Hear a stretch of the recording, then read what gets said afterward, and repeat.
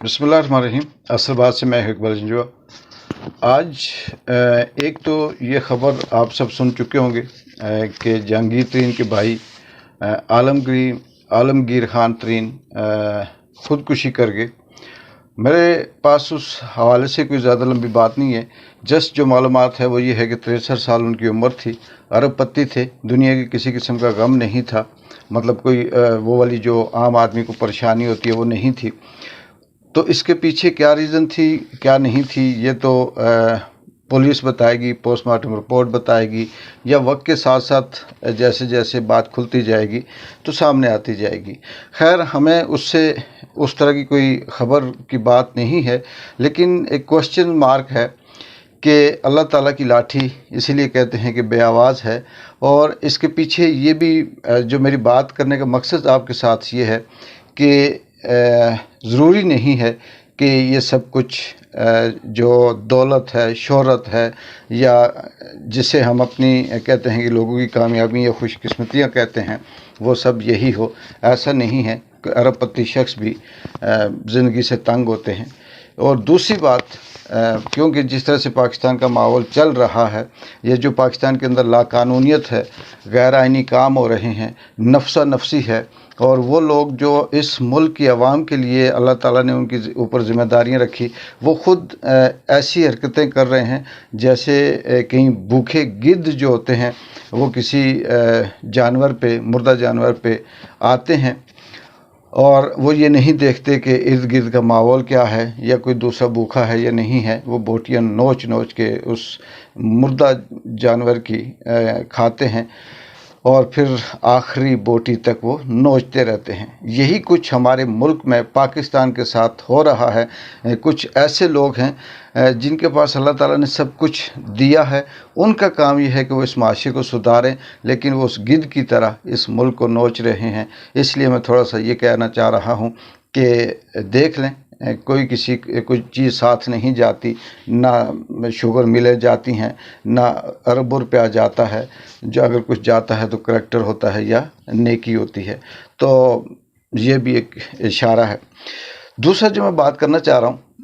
इसी हवाले से कि पाकिस्तान में जो कुछ फस्तायत हो रही है, जुल्म हो रही है, ज़्यादती हो रही है, एक तरफ सारे मिलकर इस मुल्क को लूटने के लिए अपने अपने बयानिए बना रहे हैं। और मुल्क की, मैं ये नहीं कहता कि कोई पाकिस्तान तहरीक-ए-इंसाफ या दूसरी, लेकिन मुल्क की वो जमात जो इस आवाम के लिए बेहतर है, वो शख्स जो मुल्क के लिए सोच रहा है, उसको किस तरह से साइड पे लगा रहे हैं, उसकी हुकूमत को लगा रहे हैं, उसके सपोर्टर्स को किस तरह से अलग कर रहे हैं। आज़ाद कश्मीर की हुकूमत किस तरह से गिराई गई,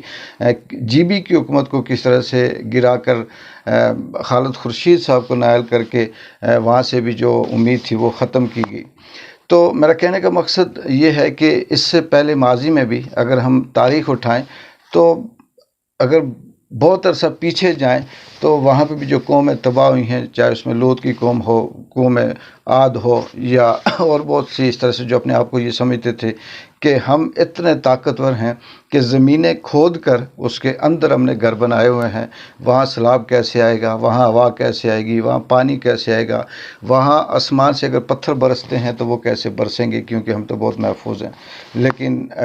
कैसे गर्क हुई, तारीख़ में जब हम पढ़ते हैं तो हमें ये ऐसे लगता है कि वो जो पहाड़ थे, जिन पहाड़ों के अंदर उन लोगों के घर थे, वो इस तरह से रेज़ा रेज़ा हुए जैसे आंधी तूफ़ान में ये रेत के ज़र्रे उड़ते हैं। आज भी अगर हम देखें तो पाकिस्तान के अंदर पंजाब के शहर जो बारिश हुई, इस बारिश के अंदर क्या तूफ़ान क्या आया,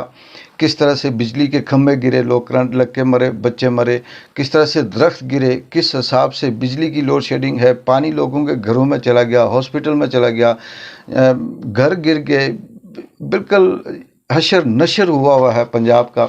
लेकिन दूसरी तरफ पंजाब के अंदर जो हुकूमत है, चाहे वो निगरान हुकूमत है या फेडरल के जो उसे सपोर्टर हैं, वो दौरा करते हैं और आकर ये कहते हैं, शर्म आनी चाहिए उनको, वो ये कहते हैं कि सब कुछ सही है, अमन है और किसी किस्म का कोई मसला नहीं है, सब कुछ कंट्रोल में है।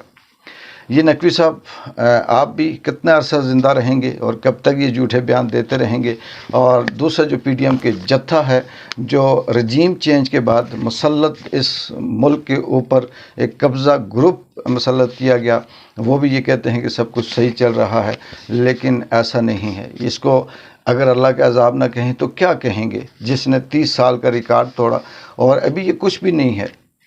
یہ مجھے لگتا ہے کہ یہ اپنے اعمال کے ذریعے، اپنے جو ظلم و زیادتی کے ذریعے اپنے آپ کو اس لیول پہ لے کے جائیں گے جہاں مجھے لگتا ہے کہ سرعام ان کے اوپر پتھر برسیں گے، کیونکہ اس وقت ظلم کی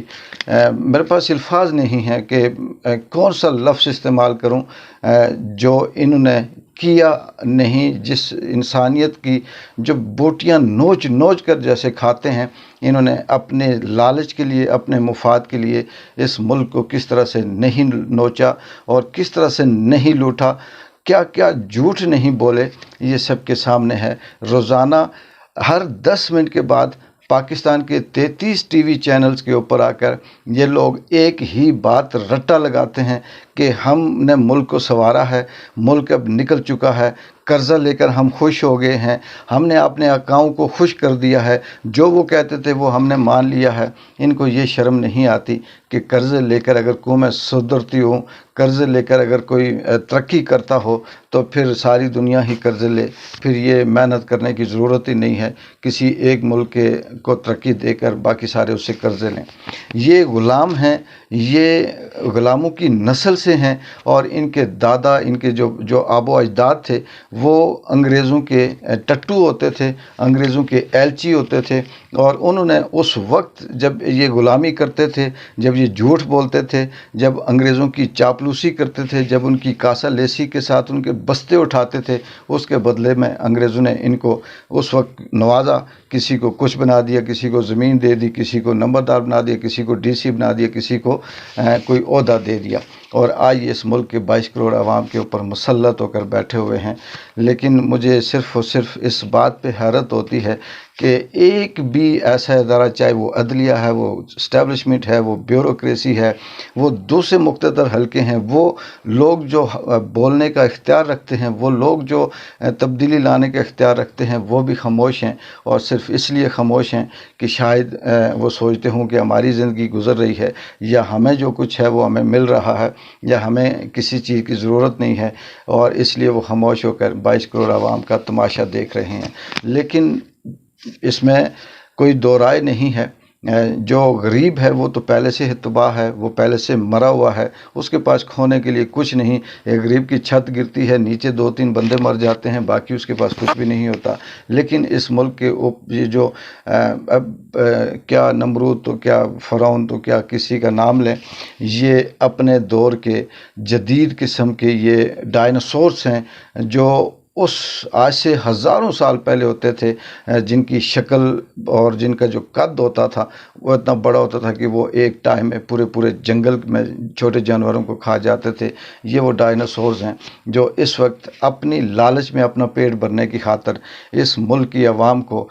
کوئی پانی میں ڈبو کر مار رہا ہے، کوئی بجلی کا کرنٹ لگ کر مر رہا ہے، کوئی گرمی سے مر رہا ہے، کوئی بھوک سے مر رہا ہے، کوئی کسی اور حادثے میں مر رہا ہے، لیکن ان کو اپنی عیاشیوں کی پڑی ہے، ان کو اپنی لالچ میں جھوٹ بولتے ہیں، اور ہر 10 منٹ کے بعد پوری میڈیا چینل کو غلام کر کے، میڈیا کے اینکرز کو، ان کے مالکان کو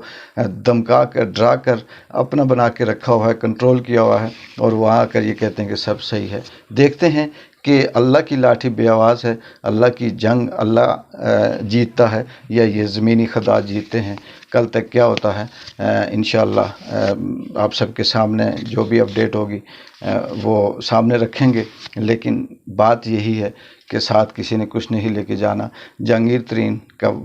بھائی خودکشی سے فوت ہوا، افسوس ہے، ہم دعا کر سکتے ہیں ان کی مغفرت کے لیے، ان کے درجات کی بلندی کے لیے، لیکن یہ اشارہ بھی ہے کہ کب تک یہ سب جھوٹ بول کر کبھی ایک کی گود میں بیٹھو گے، کبھی دوسرے کی گود میں بیٹھو گے، اور پھر اینڈ پہ سازشیں کر کے جھوٹ بول کر ایک انسانیت دوست کو، ایک انسانیت کے ہمدردی رکھنے والے کے ساتھ ظلم کرو گے۔ اللہ بھی دیکھتا ہے اور وہ طاقت والا ہے، آپ اس کا مقابلہ نہیں کر سکتے۔ اقبال جنجو کو اجازت دیں، اللہ حافظ۔